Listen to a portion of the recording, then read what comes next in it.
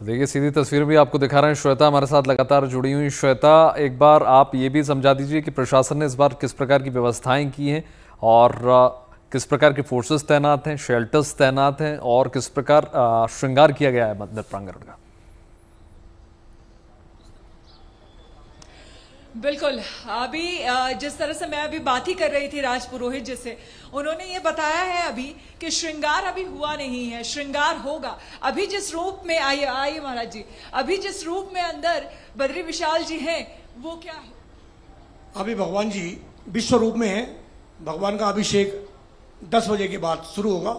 अभी दर्शनार्थियों को भगवान का विश्व रूप के दर्शन हो रहे हैं। 10 बजे के बाद भगवान की पूजा अर्चनाएं शुरू होंगी, भगवान का अभिषेक चलेगा और भगवान की श्री सूक्त पुरुष सूक्त द्वारा वहां पर भगवान का पूजन होता है।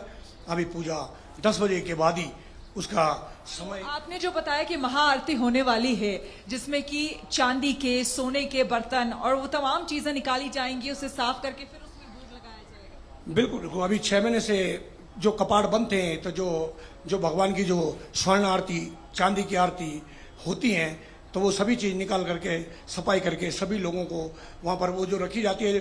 भगवान का अभिषेक होगा, अभिषेक के बाद में पूजा होगी, पूजा के बाद में आरतियां होती हैं, कपूर आरती, चांदी आरती, ये आरतियां चलती हैं। वहाँ स्वर्ण आरती, 3 आरतियां वहां पर सुबह आज 10 बजे के बाद जब अभिषेक हो जाएगा भगवान का, उसके बाद आरतियां होती हैं। तो आज मंदिर के कपाट बीच में कभी बंद नहीं होंगे दोपहर के समय में? आज सभी के मन में एक हर्षोल्लास होता है कि आज 6 महीने बाद इस नारायण के दर्शन हुए हैं, तो आज पूरे दिन भर मंदिर खुला रहेगा।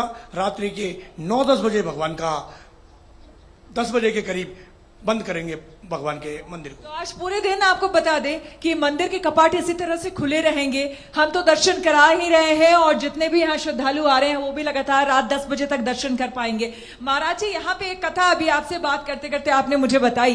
देखिए, अक्सर हम जाते हैं भगवान के मंदिर में तो हम देखते हैं कि अगर विष्णु जी हैं तो साथ में लक्ष्मी जी जरूर विराजमान होती है उनके, लेकिन यहाँ बद्री विशाल के मंदिर में आपको लक्ष्मी जी नहीं मिलेंगी। उसके पीछे की क्या कथा है?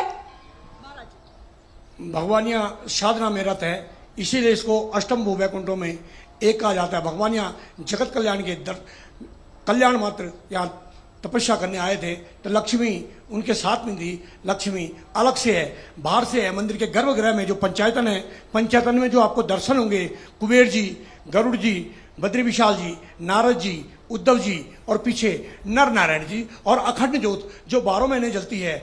जब कपाट बंद करते हैं तो भगवान की ज्योत जला के जाते हैं। 6 महीने बाद आज सुबह जब कपाट खोले गए तो भगवान की ज्योत जली मिलती है। इसीलिए इसी का ये प्रमाण है, षडमास पूजते देवता षडमास पूजते मानवा। 6 महीने ये भूमि नारद जी द्वारा पूजी जाती है, 6 महीने मनुष्यों द्वारा पूजी जाती है। तो अभी जो पूजा अर्चना का वो है, ये नंबूदिरी ब्राह्मण्स होते हैं, केरला के नंबूदिरी ब्राह्मण्स है, वही भगवान की पूजा अभिषेक अर्चना मूर्ति स्पर्श करने का अधिकार उन्हीं को एकमात्र नंबूदिरी ब्राह्मण श्रावण। और ये जो परंपरा है ये आदि गुरु शंकराचार्य ने ही शुरू की थी। जब उन्होंने 4 मठों की स्थापना की थी तभी से ये चली आ रही है। बिल्कुल बिल्कुल। शंकराचार्य जी ने 4 मठों की, 4 धामों की स्थापना की। ये सतयुग का धाम है, बद्रीनाथ धाम सतयुग का धाम। उसके बाद त्रेता युग आया, त्रेता का धाम रामेश्वरम है। उसके बाद द्वापर युग आया, द्वापर का धाम द्वारिका है। और आज कलयुग आया, कलयुग का धाम जगन्नाथपुरी है। पूरे भारतवर्ष में 4 धाम, चारों कोनों में, पूर्व पश्चिम उत्तर दक्षिण,